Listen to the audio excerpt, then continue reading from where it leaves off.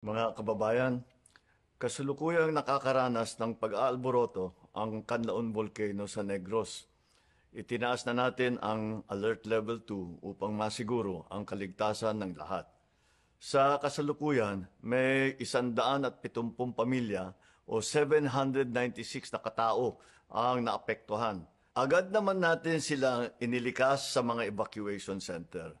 Patuloy ang ating mga ahensya tulad ng PhilBox, NDRMC at ang DSWD sa kanilang masusing pagsusubaybay at pagbibigay ng suporta. Namigay na tayo ng mga sleeping kits sa La Castellana at may 13,000 family food packs na ang nakapreposition sa Negros Island at may karagdagang 40,000 food packs at iba pang non-food items na paparating.